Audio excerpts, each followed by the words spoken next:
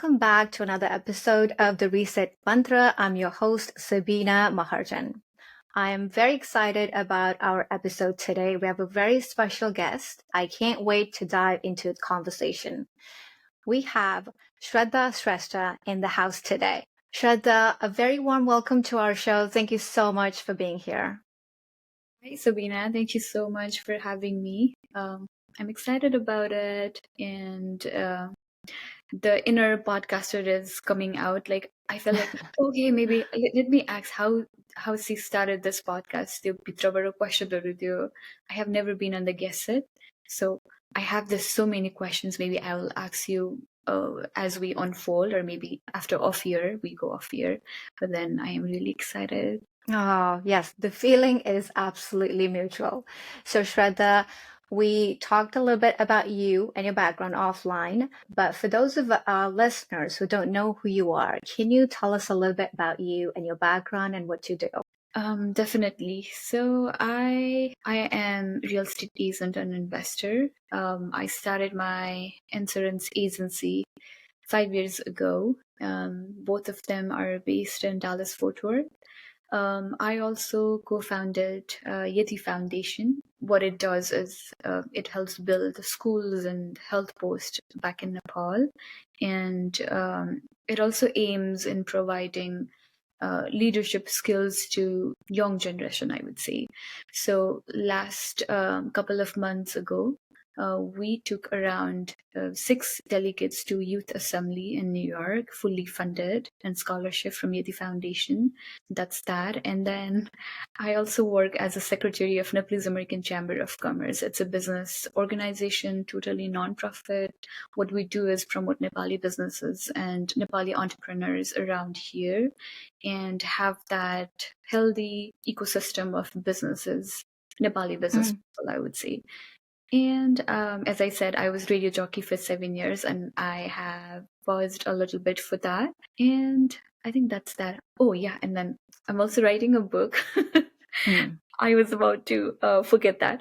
Yeah, I'm working on that, and I am excited about that as well. So that's what I do. A little summary. That's incredible. And I can already tell you it's a very diverse career that you have chosen. And I'm just curious to know, as a CEO, as an entrepreneur and community leader, I guess, how do you balance it all out? Yeah. All the things that you do. Uh-huh. So when you asked about my introduction, I was like, what am I? What should I say at first? So I don't know. I feel like there is no limitation to people. We can be as many things as we want, as we like.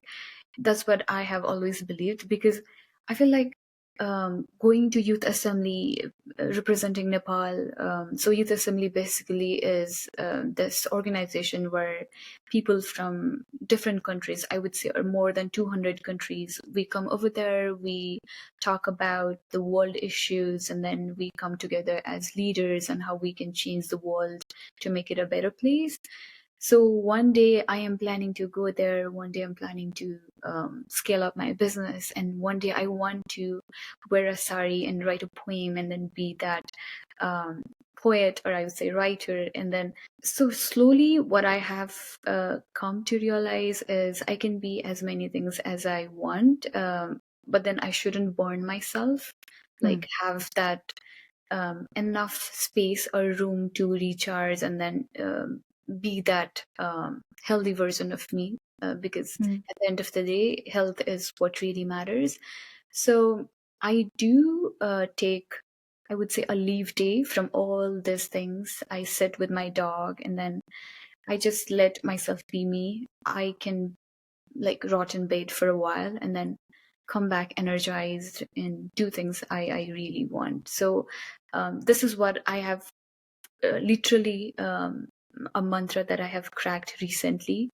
I would say just take some time off for yourself, like just yourself, so that you can know who you are. You can journal it, you can just sleep through whole day, or just do nothing, maybe Netflix, and then hot chocolate and days like that. I really look forward to those days because that helps me re-energize and then have that creative mind back to the work table. Ah, that's lovely. I kind of like how you touched on, managing and juggling through this multiple career choices that you have and also prioritizing that time to reset. Like rest is very productive, right? I feel like rest is very underestimated at times. I've learned to prioritize rest time where I don't do anything. It could be meditate, just like you said, I love watching movies and having hot chocolate. It's that time of the year, right? Yeah. So hot chocolate for sure. But I think, yeah, rest is very productive. And also, I was in this phase of my life, I would say somewhere around 2021. I felt like I need to be productive 24/7. So Mm. I never slept around noontime. I never had that power nap. So I was like, I have to be busy from the very morning to end of the day. And I did that for a couple of years. And guess what happened? I got burnt out.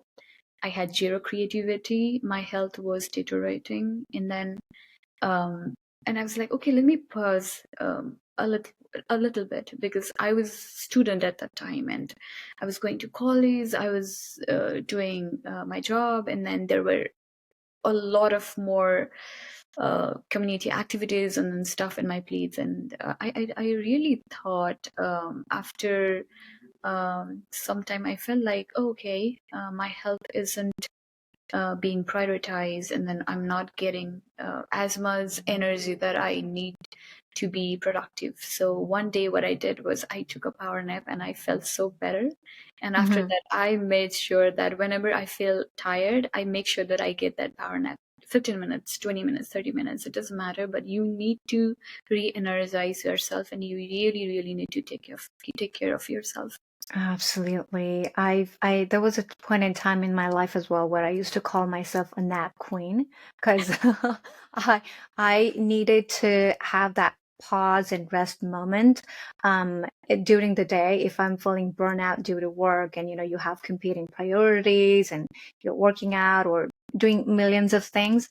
That 10-minute or 15-minute nap, like you said, I think first of all, what I learned is taking nap is a skill because you really have 15 minutes, right? It's really a skill because sometimes people may not be able to take nap for that amount of time because it's like just only 15 minutes, right? But Have you ever said to yourself, I'm going to take a nap for 15 minutes and then wake up after 4 hours? Have you ever done that? oh yes, I have. And I've been guilty of that too. But yeah, I mean, if you get that time, right? If you have the opportunity to take nap for 4 hours, I think you've probably built a career that you don't need to work for and, work less and be paid for. I think that's my goal. That's my goal, to work less and earn more. No, it actually happened while I was working for somebody. So I was eating my lunch in my car, and then I was like, I'm gonna nap for 15 minutes. And then I woke up after 4 hours. It was Uh, all dark outside, and but then they were very nice. They understood. did you do you usually set alarm when you take nap or do you I just like, do. I okay. do, but then I don't know what happened. I just was flat out. Maybe Mm. I actually was very tired, maybe. I guess we can do that sometimes. Like, and it's always good to have people who understand that naps are Mhm. important. Okay, so I'm really interested to dive into your career, the company that you founded, your podcast, and also your book. But to get started, I'm curious to know. So you founded Yeti Insurance, right? Like, did you always want to be an entrepreneur? Did you always have that vision in your mind, or how did you get started with that initiative? I think it takes a lot of courage to be an entrepreneur. I'm not an entrepreneur yet, but I feel that it's a huge responsibility, right? So I'm curious to know, like, how did you get started into even the concept of like, okay, I'm going to found an insurance company? Yeah, so I really love this question, and I really love talking about this particular topic. Um, so I was born and raised in a business family. My father was a businessman. He had this, he actually have this auto parts where we sell motor parts, whatever you need for your car, the wiper blades, the tires, and then the batteries and stuff like that. He was a mechanic, and then he switched to having that store in Nepal. And then I was in grade 4. I used to help him manage his business, not as a man is, but as a daughter, I used to follow him. I used to be in that big chair of my father, and then I used to count money, how much we made on that particular day. And then my father used to give me 20 rupees as my wage, or I would say salary. And then I was so happy doing that for my father. And since there was nobody helping my father out, he used to take me to his shop whenever there was Dasai Chutti, the Dasai vacation. And then Saturdays were the days where I could spend time with him at his store. So I think I learned the ABCs of business by looking at my father. I used to observe how he used to deal with the client. I still remember my father saying, ग्राहकहरू भनेको भगवान जस्तो हुन्छ, we need to respect and then we need to treat them really good so that they can come back. So I think I got that from my father, and it was in my subconscious mind, I would say. I always wanted to be a businesswoman. I don't know what sort of business I would do, but in my mind, I was always leaning toward that, being my own boss kind of thing. So I came here as a student, I was studying, and then at the end, like everybody had this goal of getting graduate and then getting a degree, getting job, 9 to 5. But then I had this dream of doing my own business. And as F1 student, you know how difficult it is to legally to operate business over here. So I started thinking about maybe I should apply for a job for some time, make my green card, and then maybe I can switch to business. But then luckily, TPS happened. I would say luckily, unluckily, because earthquake happened in Nepal, and then TPS came. And while I was studying, I got to know that I can start my own business through TPS. I talked to a lawyer, and then I could register my LLCs with partners. And then when I was senior in university, I actually founded Yeti Insurance Agency. So I was juggling as full-time student and then also full-time businesswoman.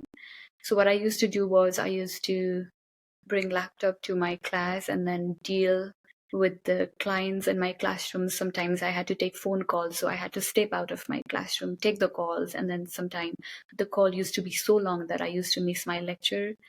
There were times I had to go to McDonald's parking lot, work for a while, drive to my class, and then the class was already over, so I had to come back without attending the classes. So that's not the fascinating part of starting the business. But then I was enjoying everything, like the hard, the bad, the good, and everything I was enjoying. All thanks to my father, I would say, because I have seen my father doing it, all of this with so much grace and passion, and it sort of was engraved in me, I would say.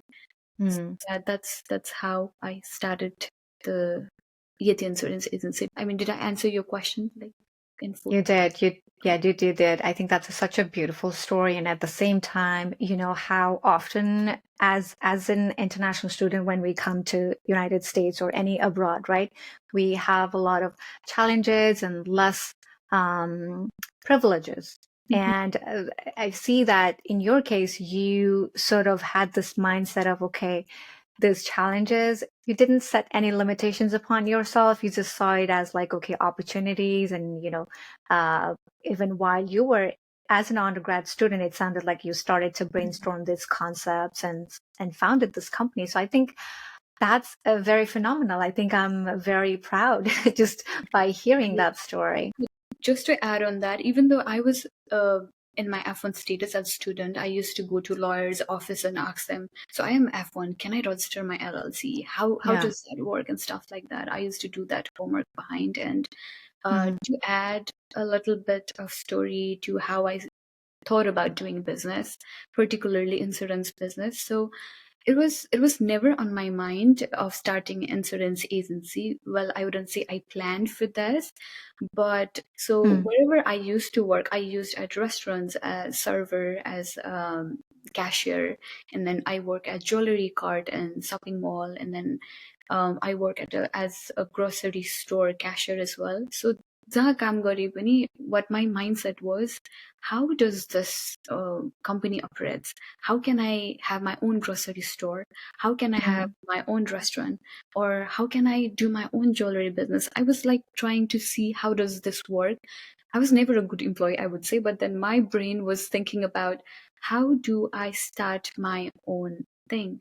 So fast forward, I got to work at an insurance agency, and I really loved how the company operates. I really love talking to people, and then it's basically service business. You talk to people, you deal with their problems, you provide solutions to them. So I really enjoyed it, and I think my radio jockey background helped me a little bit because I was very I literally love talking to people. I enjoy it. So that's kind of shaped how this insurance agency unfolded as well. Mm. That's wonderful. No, I think that's amazing. And it also sounds like you or earlier mentioned about, how this entrepreneurship, you were influenced by your father's journey of being an entrepreneur, and it was subconsciously embedded in your mind. So I think it brings me back this fresh memory of, when I was interviewing Jyoti, the common thing that we both connected was that we both were are very close to our fathers. And it sounds like you're very close to your father and following his footprints. Like, are you really close to your father? Yes, I am. Let me ask you a question. Are you eldest daughter? I'm the youngest, actually. Oh, wow. What I was about to say was usually eldest daughter are the son to the father, and then we are like, I think it's naturally given, we are more close generally. We are Mm. more close to father, and we try to, like you said, we try to walk on his footstep and then be that person for them, I would say. Mm. Yeah, but then I have a Yeah. very close and good relationship with my father, and the way I am shaped, the way I am is heavily influenced by him. Yeah, no, I always find that, because I'm close to my father myself, I always love to connect with people and ask about, you know, what really connects their relationship with their dad. Because often, like in Nepali culture, in terms of actually when we grow up, especially when we grow up, culturally, we don't have that environment to really be expressive with our dads. It's more about like, oh, I need this, and can you get me this or that, or I need money to do this XYZ. But on emotional level, it's very hard to connect with dads. I mean, the love and compassion is there, but emotionally, how much can we connect to our dads compared to our moms, right? That's always a question that I've had myself as well. Mhm. I mean, my dad, I think he's a very emotionally available person, but I feel that sometimes I want to express some things to him and he may not and Understand. receive it in the same way. Yeah. But just to answer that, my sister, she's the eldest child of the family. Um, and she's very close to my dad as well. Even today, she's 43 now. And even today, if my dad needs to make a decision or um, uh, is venturing into something new, he always calls my sister Yeah. and shares. So they're like friends. They're basically, my dad was 17 when my eldest sister was born. So Oh. they're basically like friends and they grew up together. The similar story. I was very close to my father, like I said. I used to be his companion wherever he used to go, wherever he used to travel. And then last time both of my parents were here, and while we were having tea, around evening time, I told them, you guys really did great job raising us. Like, we are so thankful. And then they both had so much tears in their eyes. And then they were like, oh, thank you. Because I really think both my father and my mother, they aren't educated in a way. They went to school and then get those degrees, but then they were so much ahead of their time. Like, we are Mm. three sisters and one brother. They were so much ahead of their time in a sense. They knew that their daughters need to be educated enough. Their daughter need to be financially be independent enough. So they sent all of us three sisters to US. A matter of fact, me, my sister, two sisters, we all are here, and then um, to have that courage of sending all three daughters and to tell them go fly and then sky is your limit. I don't think most of Nepali parents could do it, and I am really really thankful for their upbringings and how they shaped us. So that's what I told them last time, because I was like, maybe I don't know if um I mean कसरी भन्ने भइरहेको थियो, but then it was evening time, त्यो emotional conversation खासै कस्तो इन्भाइरोमेन्टमा गर्न खासै त्यस्तो सजिलो हुँदैन नि, and we were having this evening tea and I told them, you guys really did good job raising us, and they both were proud seeing us three sisters doing well. I mean, my brother is doing really good as well, but then emphasis चाहिँ तीनटा सिस्टर्समा गरेको, because Nepali सोसाइटीमा छोरी मान्छेहरू बाहिर जानु हुँदैन, they need to get married before 25. Mhm. uh, my father never like said, अब बिहा गर्ने बेला भयो, why are you doing this and that, why are you studying, it's not necessary, maybe you need to get married and then do stuff like that. He always made sure that we get education, we get Mm. that financial independence. And बरु मम्मीले कहिलेकाहीँ, do you think it's time to get married? Don't you think it's time to get married? My mom said that sometime, but I have never heard my father say that to me. And last time when he was here, I asked him, why don't you ask me to get married? Like, just and Yeah. he said, you guys are educated enough. I know you will make a good decision. When Mm. the time will come, you will do that. I know that. So I don't want to force that on you. And just imagine to have that kind of support from your parents uh, means a lot. Especially, I am leaning more toward अब मेरो early late 20s मा छु म अहिले, अब 30 Yeah. हुने बेला भयो हैन. अनि त्यो pressure चाहिँ छैन, and because of that I can do so many things with clear head, clear Mhm. mind. Yeah. So yeah, Yeah. No, I think it's wonderful. Like, I can relate to everything you said. Starting with, parents, especially dads, giving us that wings to fly and telling that, hey, I believe in you. Go experience life and live your life. I think that sentence in itself provides so much confidence, like as girls and women, living abroad. I think it provides so much of that self-esteem that we need. And there have been times in my life as well where I've just questioned my decisions and I've made mistakes, and I've always thought back to my dad believed in me and believes in me, so that in itself is means a lot. That means life to me. So I've learned to build self-trust and remind myself that I'm my dad's daughter. He loves me and yeah. he believes in me, so that in itself is a good motivation for me to keep going. and Mhm. and just like you said, I think, I've never felt that pressure to get married, and I'm in my early 30s now, going to mid 30s. There have been conversations, and even when I, talk to my parents about ending my relationship and um, things like that, they never questioned anything, and they just said, whatever choices you make, we're there with you. And I think for them to say that, maybe it took a lot of courage for them to say it, but to me that means the world. And I think it really, like I said, it really really matters how much the words that our parents say and the belief and faith that they put in us. It makes such a difference in the way we experience life and what we do. So Shraddha, we talked about, your multifaceted career, I want to quickly ask you, did you experience any moments of doubt throughout your career or throughout your life? And if so, how did you overcome into the person that you are today? Because you look really calm and collected Oh, to me. oh, do I? So I was going through the questions that you had said, okay, maybe we would just touch base on this kind of topics. And this was the question. I read the question and I was like, um, I would say every person,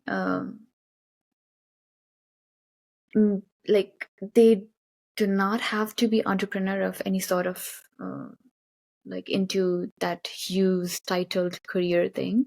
Everybody do have their ups and downs, and I think I had the fair share of ups and downs, sometimes the roller coasters and then stuff like that. I actually had a lot, and then there were so many days and nights I used to think, am I doing it right? Am I even worth it? You know, that imposter syndrome, like what am I doing? Am I, when I used to work in, so especially insurance industry is male dominated. So when I Mm-hmm. used to go to conference and then events, there are all 90% of them are men. And I am teeny tiny petite girl walking into the room of this male-dominated industry, and I'm thinking to myself, "What am I doing here? Like, do I even belong here?" I had that doubts. I had uh, multiple days, nights, and months.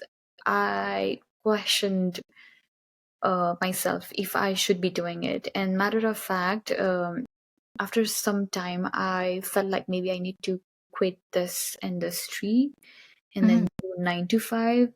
And I actually logged into my LinkedIn and I applied for a job. And then fast forward, this happened because, the business needs certain years. Business is like baby. Like you cannot expect your baby to run when he or she is 6 months, 7 months, right? So this is what I learned from my entrepreneur journey. You have to give time to yourself. You have to give time to time. Like the time will unfold. Your passion, dedication matters, and eventually it will be worth it.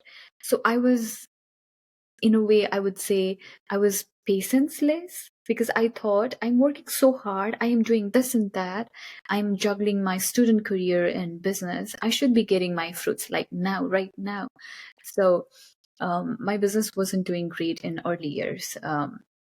Somewhere around 9 months, I thought to myself, maybe this isn't it. Maybe the CEO thing, the boss girl thing, it's not what it really looks and sound, because a lot of hard work goes into it. And I Yeah. was doing a lot of hard work. I was juggling um, to help myself. I was juggling multiple part-time job. Like I was working from 4 a.m. to 11 p.m. and then Wow.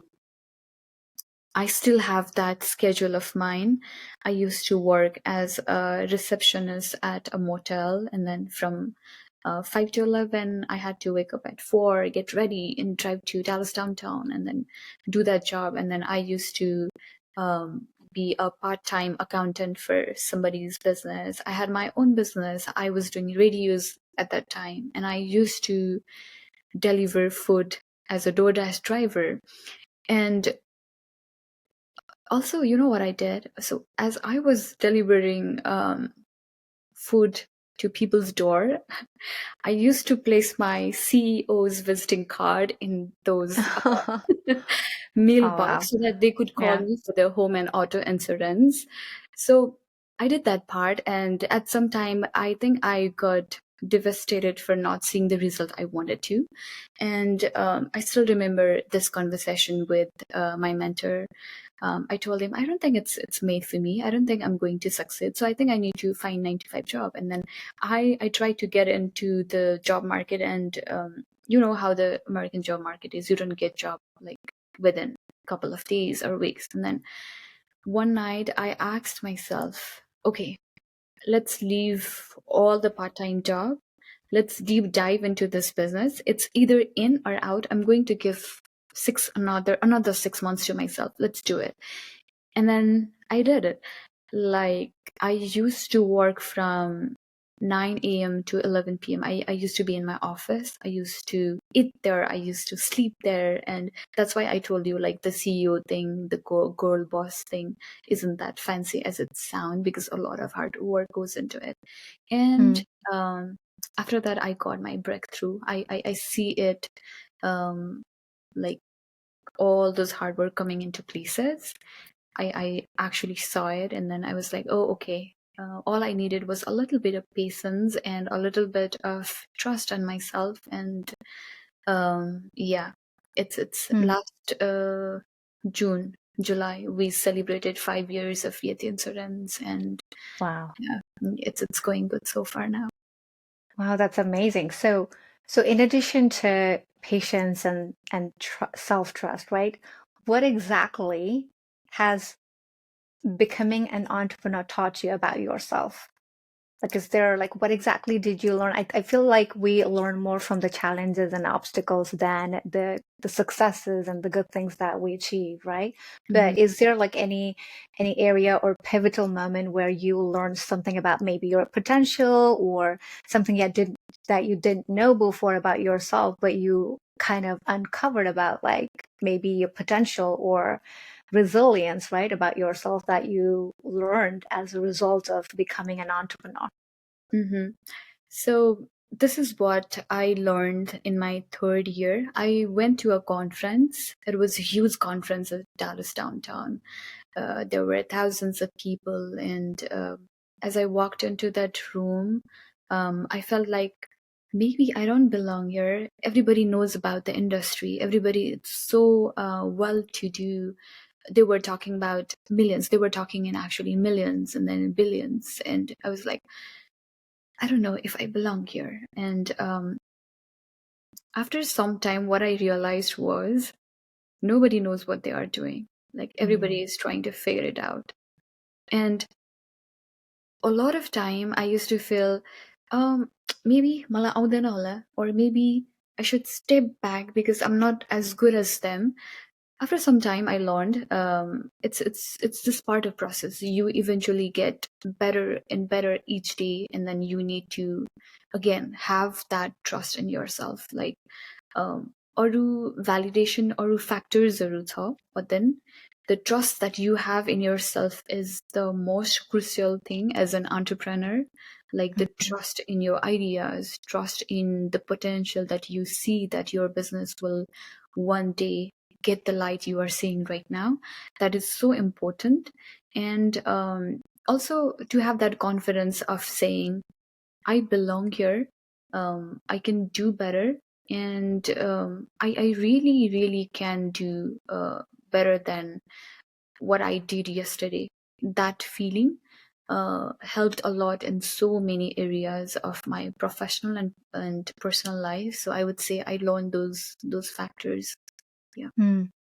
Yeah, that's wonderful. It sounds like you're a constant learner, and maybe a pivotal, a key skill to be an entrepreneur. I'm making a note for myself as well here. So Shraddha, I know that you are a podcaster yourself, and the podcast name is Katha, right? Stories, like, that focuses on amplifying unheard stories.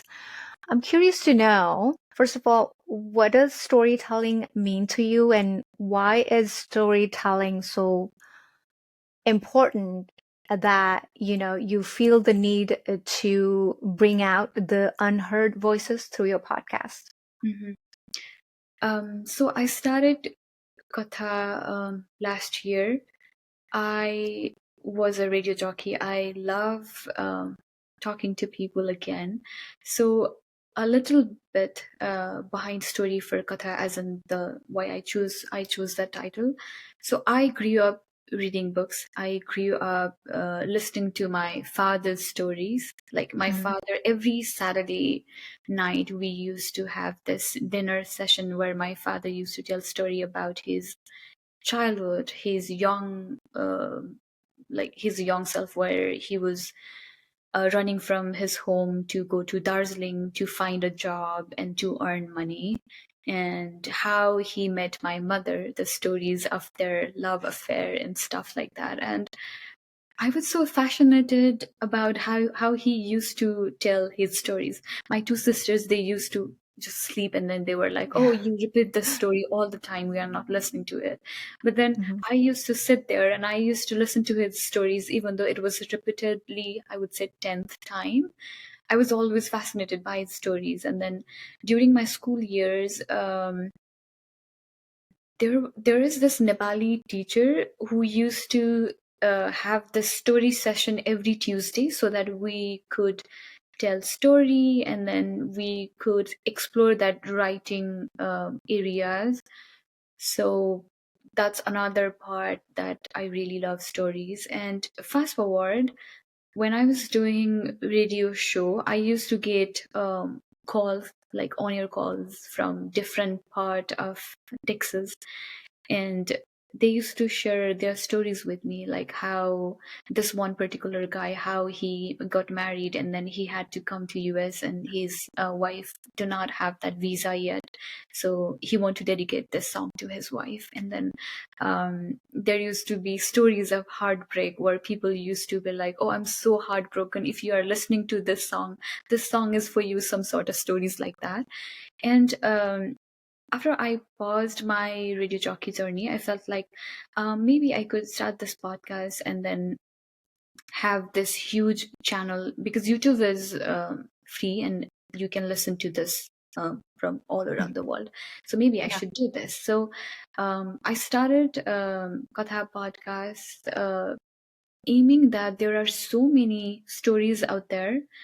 Like everybody have stories. Like Sabina have one story, I do have another stories, and then if you sit with somebody for an hour, you get to learn so many things about them. And if you put that story out there, there will be multiple people who will be getting something out of that story. And only aim of having this podcast was to share stories to people, so that people can think, eh, उसलाई यस्तो भएको रहेछ, मैले पनि relate गर्न सक्छु, मलाई पनि यस्तो भएको थियो, type of. And then that's how I started that. And um, after some time I realized, oh my god, I should have done this way before. Kinabani, the feedback I was getting from people.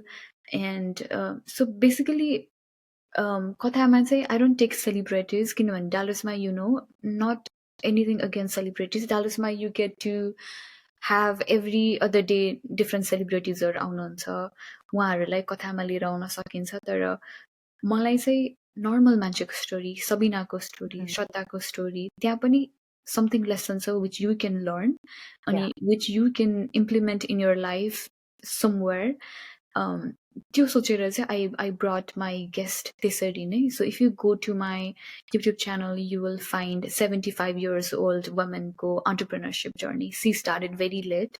She have never been to college. She have never been to school. Never saw like how campus looks like. And then she shared her story, and then my production team, me and that Ama, we were all crying in our studios, like listening to her story. It was so heartful moment for us.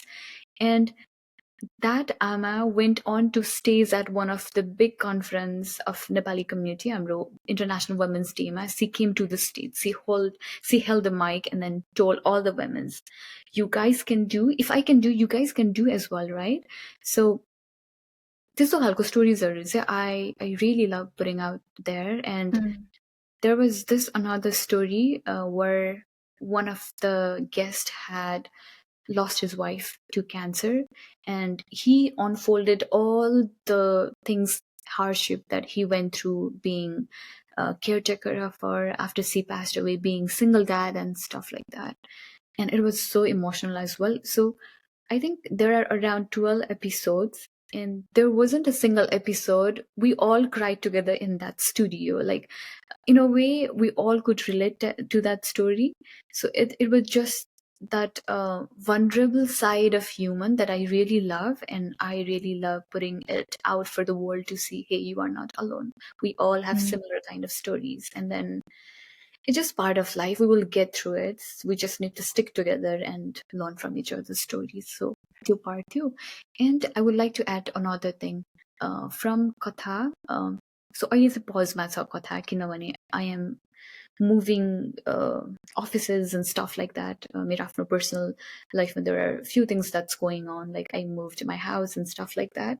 So I have to pause for a little bit. And last couple of I would say couple of weeks ago, um, I got a voice message of somebody crying and saying thank you for doing podcast, because there was this episode where we did this episode with father of autistic child.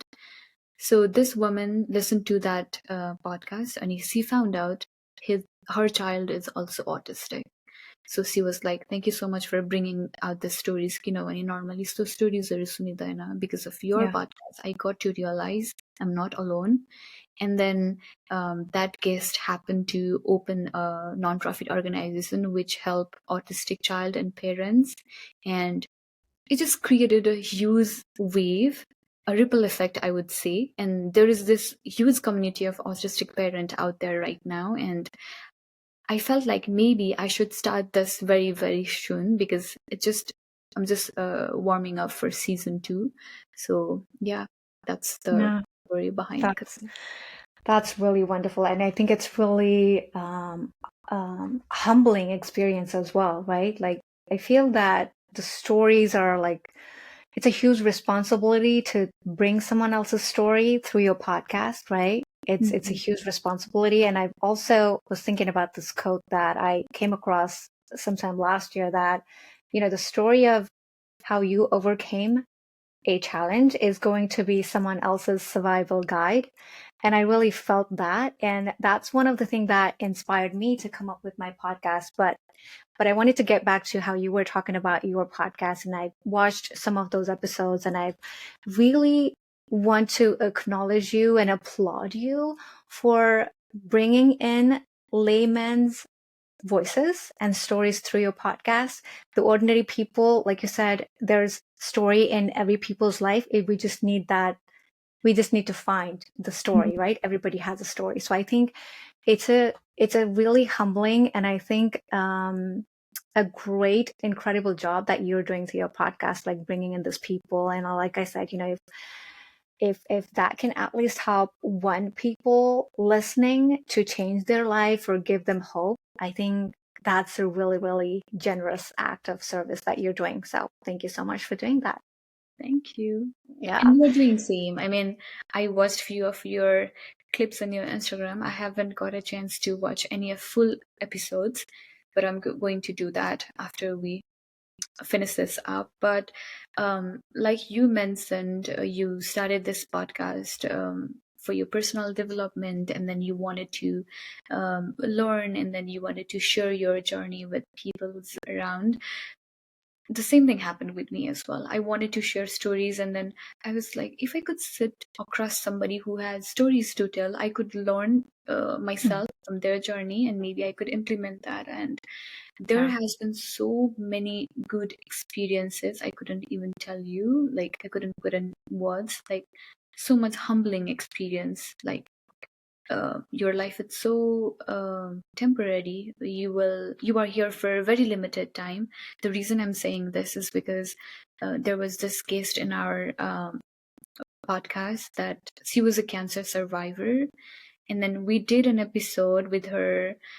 We talk about the challenges of overcoming cancer and how blessed she is for life she's living and stuff like that. And after a month, she passed away.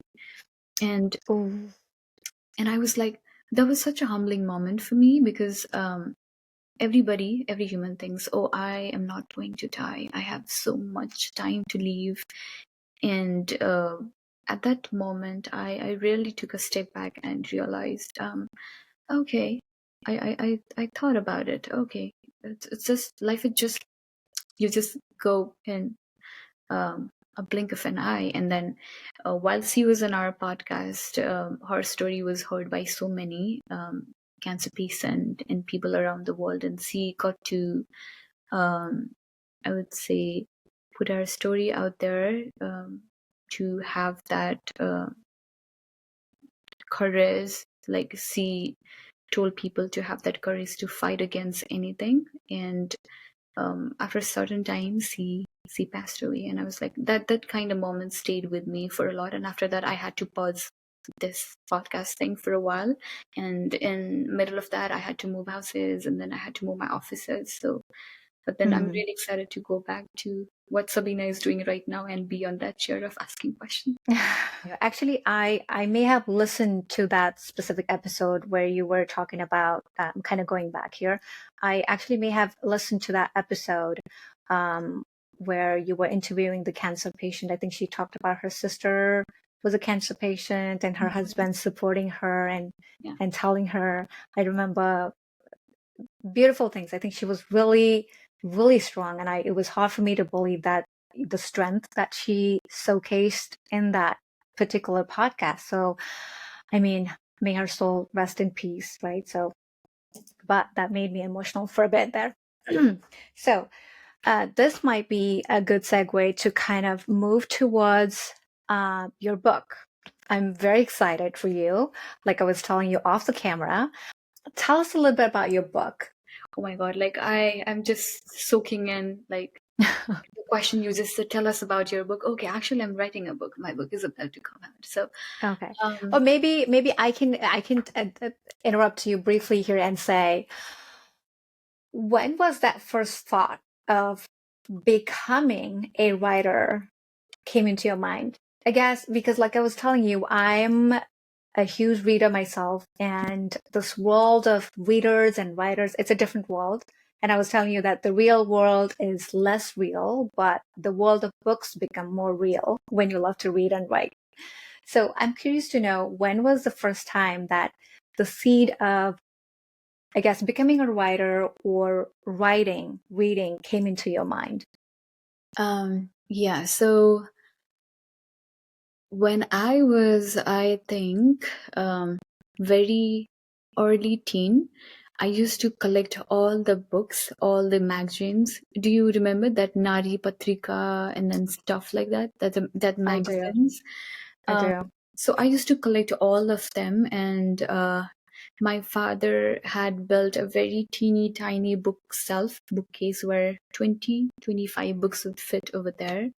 And over time, I used to collect. I used to be a book hoarder. Like, I used to collect every junk. You give me newspaper, you give me magazines, you give me like fiction, non-fiction, anything. I used to collect those books, and I had this dream of building the huge giant library, which actually is still a dream. The background you see here, I am um, transforming this wall into a huge library. It's the work in progress. So Amazing. I actually had that dream, and I almost collected 250 books somewhere around when I was 17. And one day I had this thought, wouldn't it be so nice to have a book that's written by me and put that in a bookshelf? Like, so I just pictured my book being in that bookshelf. So I think that carried with me for a long time.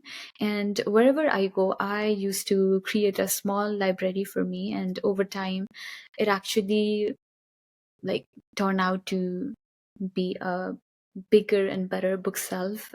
So right now I have somewhere around 450 books, and my dream is to have as many books as I can. I mean, I am into bags and heels as well, but then books is my books means, I mean, that's my different kind of luxury, I would say.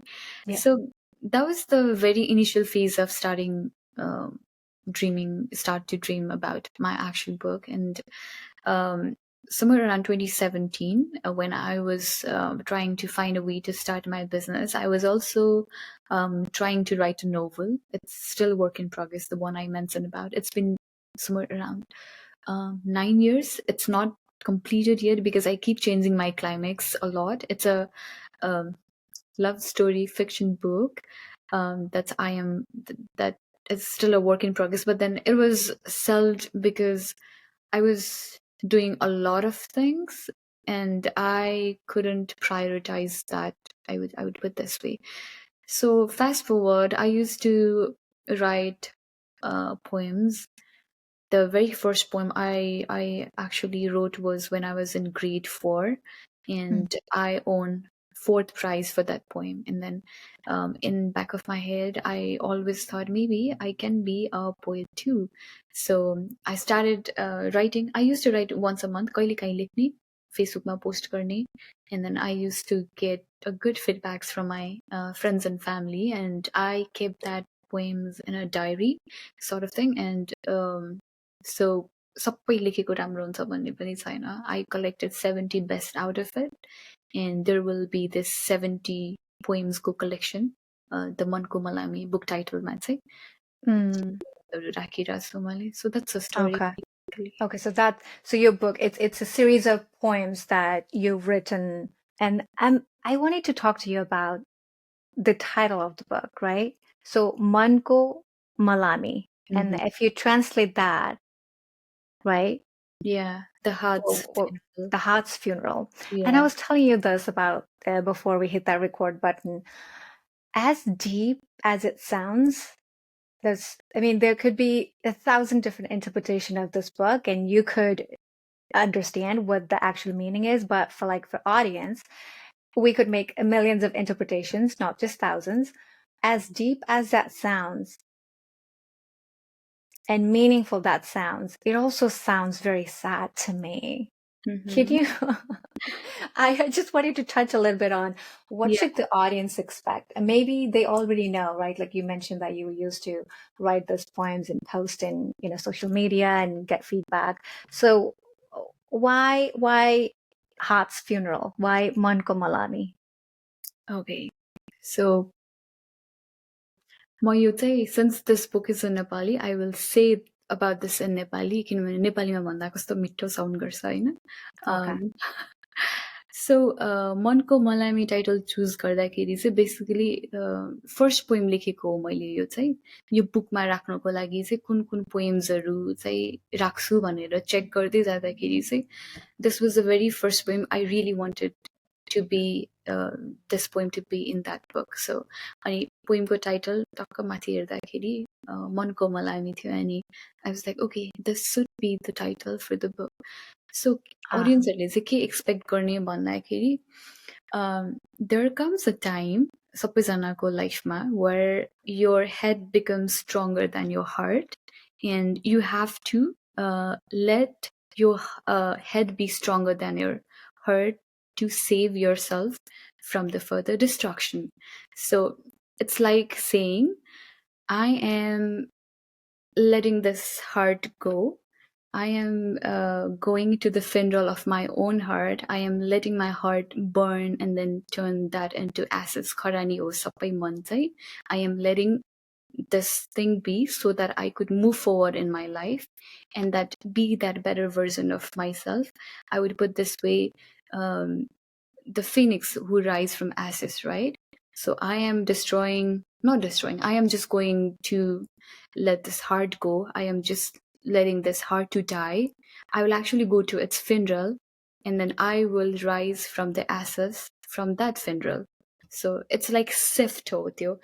Even though the title it sound alikati sadistic type, तर as reader deep dive into the book and the series of poems, they will figure out, oh, okay, it's not that sad. It's kind of inspiring. It's kind of motivating. I mean, the hurt is part of the process.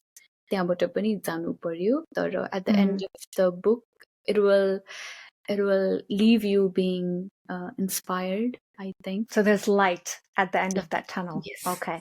No, I could totally see. The reason that I said sad was that the way you explained it makes so much sense, especially when you mentioned about the phoenix rising, right? It's burning to ashes and rising stronger, powerful. Like in your way, the analogy would be like rising stronger, like a headstrong.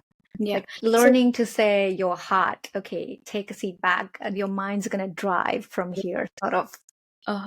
So also, it's a story of courage. Like, आफ्नै मनको मलाई मिजान कति करेज चाहिन्छ like Mm. सो कोही आफ्नो एकदमै dearest मान्छे बितेको छ उसको मलामी जानु पर्यो भने what we do we cry and then we mourn for days and months and years तर you are being so strong कि तिमी आफ्नो हार्टकै फिनरलमा गइरहेछौ you are seeing it being burn and then you are telling yourself it's not the end even though my heart is burned to the ground, my head is here with me and I need to make decisions moving on with my head. And that's okay. It's just part of the process.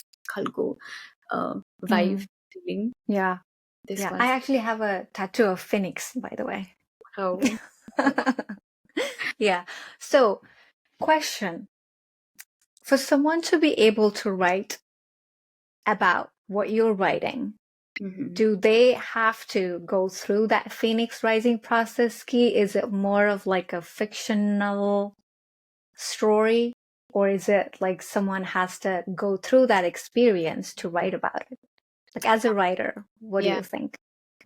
So, मैले चाहिँ personally कसरी लेख्छु भने I feel things, certain thingsहरू चाहिँ I find stories from people that's around me.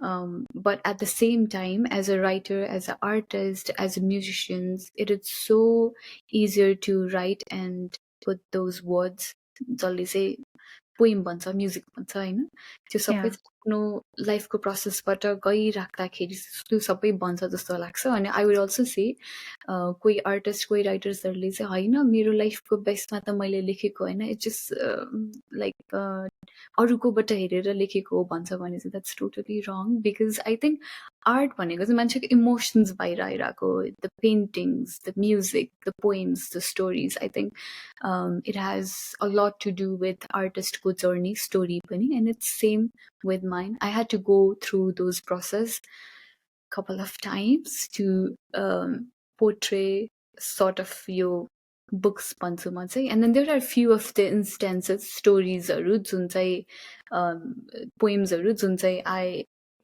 got inspired from people around me. There are most of them is something I had to go through the phase and I used to journal a lot to phaseहरूमा हुँदाखेरि अनि my kind of journal is I do poetry like छुट्टै journal त छ but at the same time I used to okay मलाई एकदमै sad feel भइरहेछ भनेदेखि what I am feeling right now I used to turn that into poetry and I used to feel better about it. Oh, okay, I'm shedding some tears but then see I got the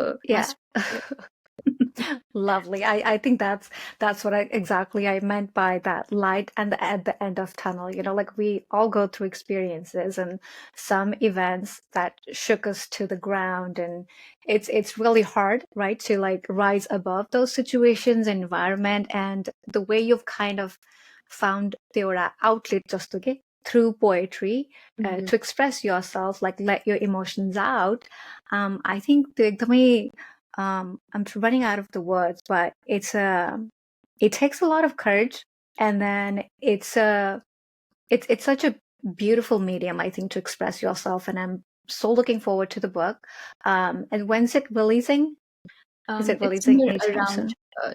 I haven't fixed the actual date, but it's somewhere around late January.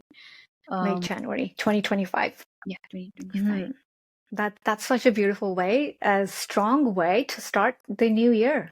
Yeah, I'm looking forward to it. And also, you poems that लेख्दाखेरि चाहिँ there are so many people who could relate to it in different ways. And when people reach out to me saying, oh, okay, I was trying to put this in a better way and you literally put it out in a poetry and it resonated with me so much kind of thing. And it kind of makes me feel, oh, okay, I'm not alone. I'm not just the one going through this process. There are so many people out there. And I think everybody should have this sort of कुनै न कुनै एउटा vent गर्ने artistic way. Maybe it could be painting, writing music, writing poetry, singing. It could be anything. अलिकति लाइफलाई lively बनाउन to have that एउटा मिठो part of life को लागि चाहिँ I think it's very important to have that artistic outlet.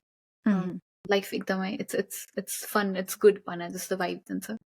Yeah, no, I love it. I just love it. I cannot tell you how much I love this because it also sends out a very strong message के like कति धेरै मान्छेहरूलाई जो कति like difficult time बाट गइरहेको हुन्छ हैन, but then instead of thinking of ourselves as a victim, you actually can find a light in the moments of dark. And I think this is one of an example. So I'm really hoping that people can grab this book, or I don't know if you have options to pre-order or book it. I think it's going to be really helpful. Also, I wanted to add that I think I went through some of your poems in your Instagram, and it, to me, it sounds like when you're reading your poem, it's like I can see myself in that poem. For example, the one about your father, and you were talking about, like how the relationship was when you were a kid, and then as slowly you grew up, that relation the dynamics between the daughter-father kind of changed in terms of like emotional connection. But I kind of was seeing myself through you in that poem. Like I could relate to certain parts. So I think that's beautiful. Do you think you'll be releasing an audio version as well? I am planning to do it, but most of the poems that will be in my books will come into audio version. I really need to think about the audio version. I mean, it's a good idea, right? Like to read the poems, yeah. I mean, although personally, I love like a hard copy book. I don't mind moving around with books, although people have option of like Amazon, iPad, or whatever these days. But I actually love the copy of the book, but just curious for people who might love to listen, right? So yeah, I think this was such a wonderful conversation. I think I feel like I can go on and on about this and talk to you for the whole day, or for the whole evening as a matter of right now.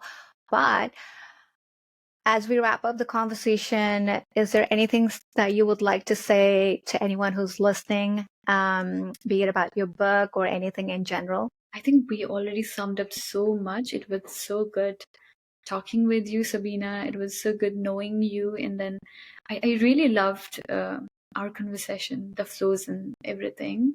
Thank you so much for having me. And I think all I have for the audience who will be listening to this podcast is just leave, have fun, live your life. अहिले चाहिँ I am in this त्यो meditation वाला spiritual वाला journeyमा भएको भएर life is so temporary, just have fun, live. अनि like lifeमा सबै कुराहरू resolvable छ, you can resolve anything. एउटा मात्र resolve गर्न नसक्ने कुरा भनेको death हो, you cannot revive somebody from death. Beside that, everything is fixable, so enjoy, have fun. Thank you. That was a beautiful message. Thank you so much, Shraddha. And I will put all the links to connect with you further in the show notes below, so people can connect with you and find more about you and what you do and your book. So thank you so much again. Thank you, Sabina. Have a good night. Bye. Thank you so much for listening to another episode of the Reset Mantra. I really appreciate it. If you're new here, please make sure you subscribe so you don't miss an episode. If you enjoyed today's episode, please leave me a review. I absolutely love reading them, and it helps other people join our little community, which is always a good thing. Thank you so much for tuning into the Reset Mantra, and I will catch you next time.